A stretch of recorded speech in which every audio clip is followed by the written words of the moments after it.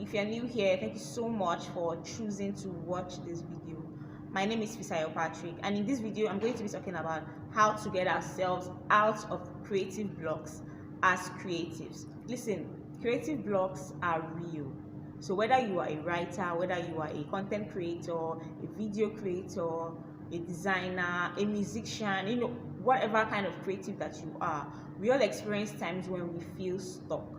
So I've been writing an article on my blog for close to 2 weeks now, and it's really frustrating because I keep staring at my laptop, I keep staring at the few paragraphs that I've written, and it's so unlike me because I write every week. I write every day. I release blog posts every week.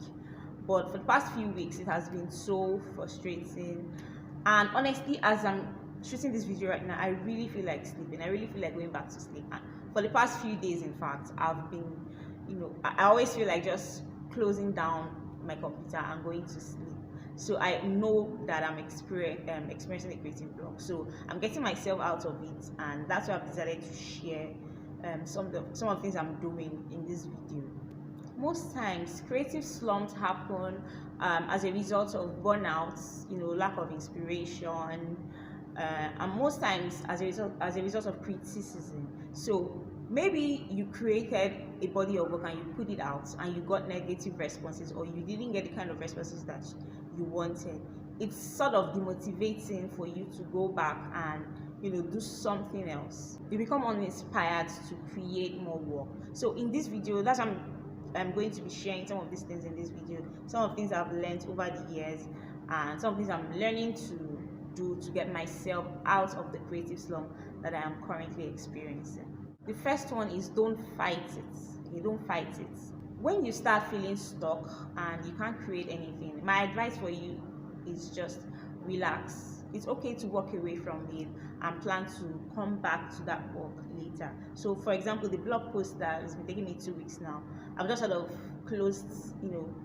temporarily closed that chapter. I'm going to get back to it when I feel my best. So something has triggered that feeling, and until you figure out what it is, until you relax yourself and really calm yourself, you won't be able to continue with the work. So that's why I said that it is important to walk away, or it's a good advice to walk away from it and plan to get back to it.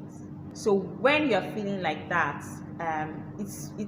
what I would advise that you do is go and do something that interests you, something that is not work. So for some people, it could be watching movies. For me, it's just watching a movie on Netflix. For other people, it could be reading. For some people, it could be, having fun, going out with friends, whatever that is for you. And sometimes I just sit by myself and I scroll through Instagram reels, also watch TikTok videos to put myself in a relaxed state. I have a friend who, whenever she's feeling she's in this slump state, what she does is she reads her Bible and it rejuvenates her. You see her next time, she's buzzing with ideas. So if that is what works for you, you should do it. But all that matters is don't fight it. The second thing you could do is just start. And I know that this point sounds contradictory to the first point, which I said, don't fight it and relax. But sometimes your body is waiting for you to start working so that it can get in the state of flow. And I've experienced this many times. So sometimes I want to shoot a video and I don't feel motivated to shoot the video. I don't feel motivated to even write out the script or highlight the things I'm going to talk about. But I just decide, okay, let me just do something. And then I start shooting the video and I don't even know what the next point is. But once I start speaking, it just flows. It's the same thing too when I write. Once I start writing, it just flows. So it does not happen all the time. Sometimes what I really need to do is to go back to the first point, which is to walk away from it. But other times you find out that when you start doing it, it flows. So sometimes you don't have to wait for inspiration to strike. Just get started, and oftentimes you'll find out that it will take you somewhere.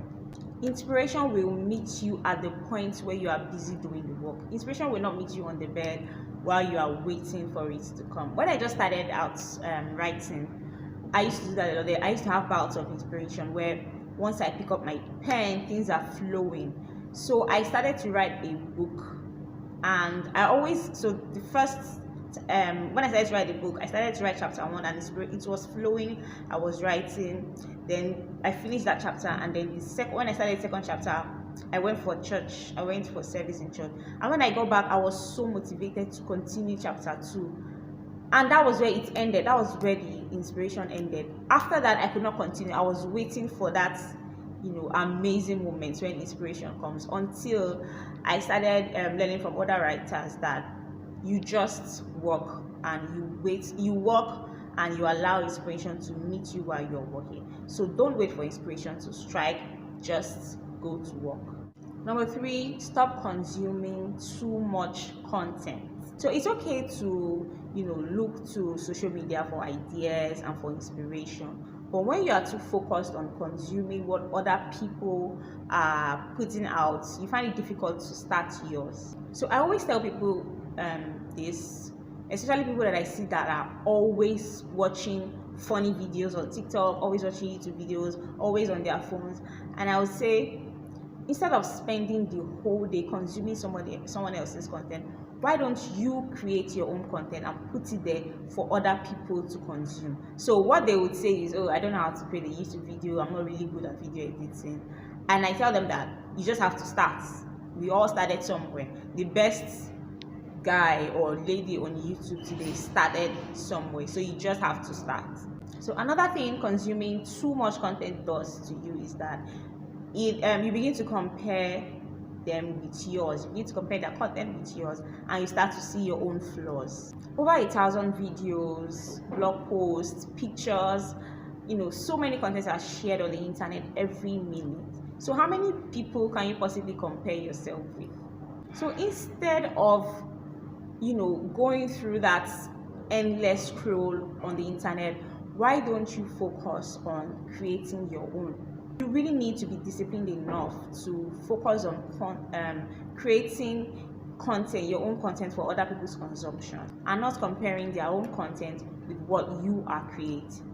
Number 4 is change your routine. And see, for us remote workers, we are stuck with monotonous activities every single day. So we wake up, take our baths, we eat, we open our laptops, and we stare at our screen all day, and really it's not helping anybody.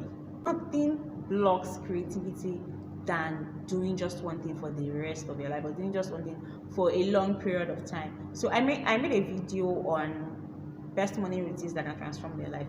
You can check it out here. Just a few days ago, I slept in a different place in my house, and it was really amazing. I woke up feeling refreshed. I can't remember the last time I woke up from bed and not feeling angry at somebody, or feeling frustrated about something, just because I changed where I sleep all the time. So change your routine, and you can even go as far as changing your environment. Change your environment. How great would it feel to sleep in Lagos, Nigeria, and wake up in the Maldives the next morning? Last but not the least is to speak with other creatives. Okay, so join conversations online, join communities, speak with people that are both in your field or outside your field. So join Facebook groups, join conversations on Twitter, join Twitter spaces. I've listened to what other creatives are sharing. For instance, I listen to podcasts almost every morning, and I listen to it when I'm commuting, and I find out that at the end of that day I have fresh ideas for content. So I don't I make sure that I don't consume too much to the point that I begin to hate what I share and fall in love with what someone else is sharing, or to the point where I start comparing what they are sharing with what I'm sharing. I only tune in to update my knowledge, get more ideas, get inspiration. So join conversations with other creatives. Your friends that are also in your industry, hang out, have physical meetups, let them talk about their worst clients or their greatest fuck-ups or things like that. You find out that it will rejuvenate you, and it will be able to move you from that state of creative block to a space where you have so many ideas to share. So that's all on this topic. I hope you found it useful.